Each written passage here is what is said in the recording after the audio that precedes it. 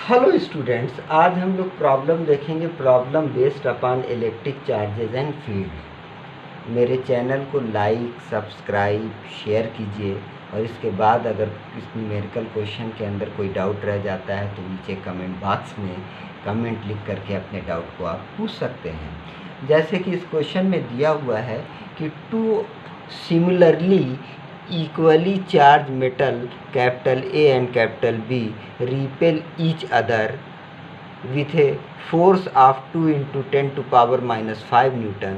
A third identical sphere capital C is touches to capital A, then place at the middle point between capital A and capital B. Calculate the net force on capital C. पहली situation समझा जाए कि A के ऊपर charge Q है और B के ऊपर भी चार्ज कितना है, Q है, और इन दोनों के बीच की डिस्टेंस बच्चों हम लोगों की कितनी है, इन दोनों के बीच की डिस्टेंस है स्मॉल r।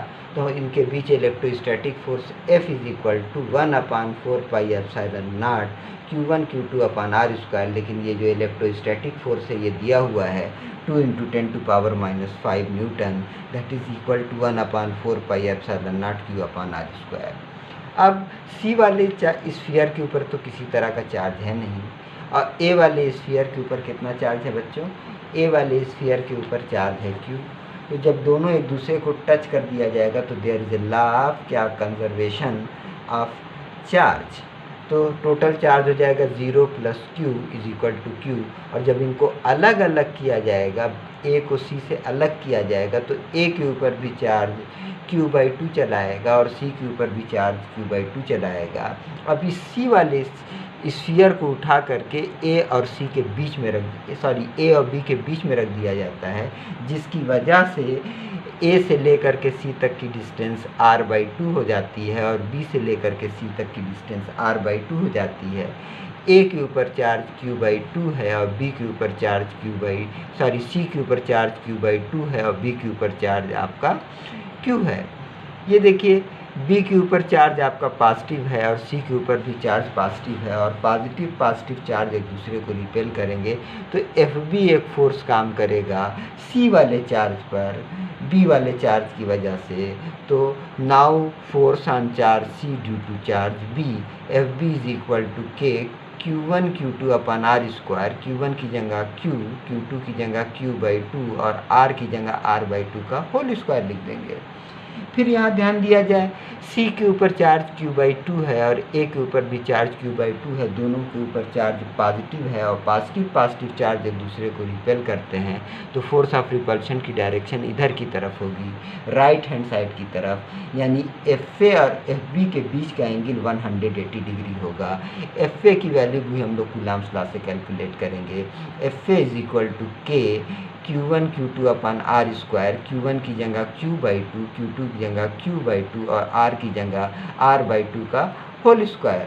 जैसा कि क्लियर है कि FB की वैल्यू FA की वैल्यू से ज़्यादा है और FB और FA के बीच का एंगल 180 डिग्री है, यानी चार्ज C के ऊपर अगर हम लोग नेट फोर्स की वैल्यू को कैलकुलेट करेंगे तो FB में से FA को घटाना पड़ेगा, क्योंकि दोनों में K कॉमन हो जाएगा तो K हम लोग बाहर लिख देंगे Q² 2 r² 4 माइनस Q² 4 जब इसको हम लोग सॉल्व करेंगे बच्चों, K 2Q² माइनस Q² और जब इसको सॉल्व किया जाएगा K Q² K की वैल्यू हो जाएगी 1/4 pi epsilon not G Q²/r²। ये वैल्यू पहले ही हम लोग अचीव कर चुके हैं 2 × 10⁻⁵। तो इस फोर्स की वैल्यू होगी 2 × 10⁻⁵ न्यूटन, जिसकी डायरेक्शन किसके एलांग होगी, एलांग CA। देखिए इस दूसरे क्वेश्चन में क्या कह रहे हैं कि two charges Q1 and Q2 separated small r in vacuum having coulomb force F between them.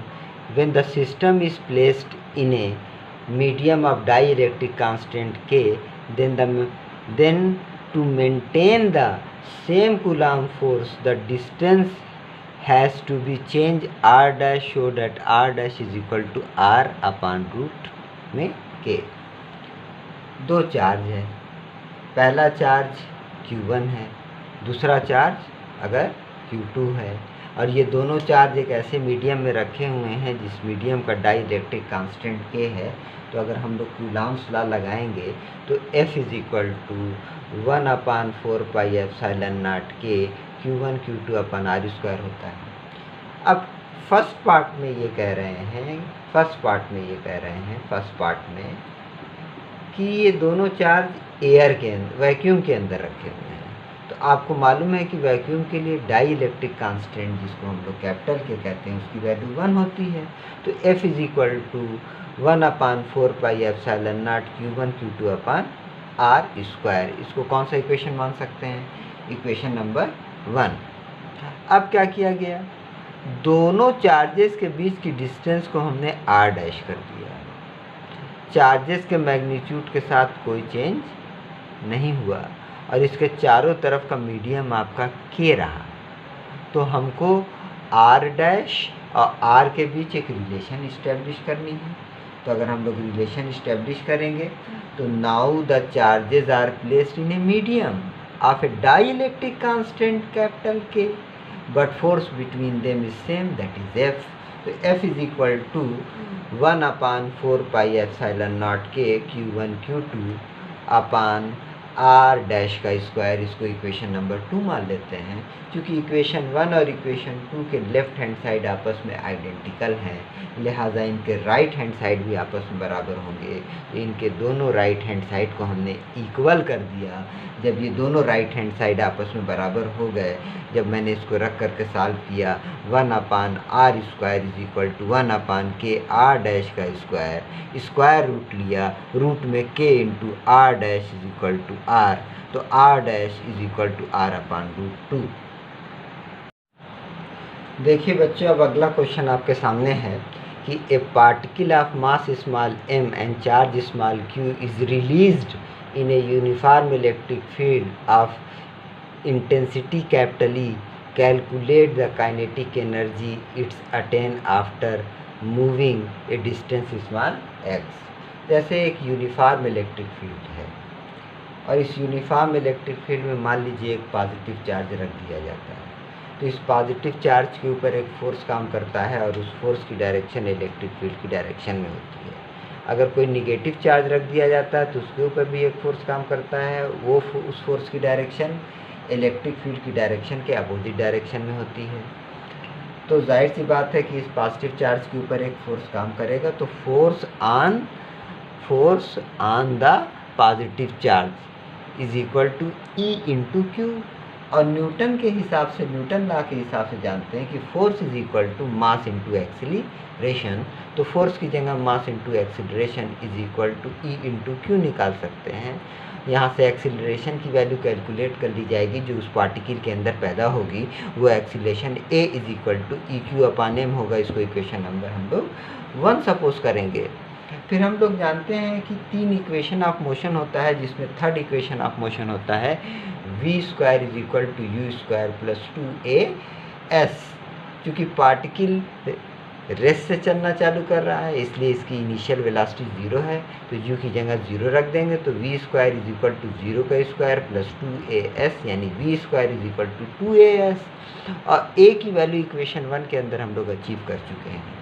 a की जगह रख देंगे EQ/m और s की वैल्यू x के बराबर है, तो s की जगह x रखेंगे। जब इसको रख करके सॉल्व करेंगे 1/2mv² is equal to QEx। और आपको मालूम है कि half mv² is equal to kinetic energy. तो therefore kinetic energy gained by the particle is equal to QEx।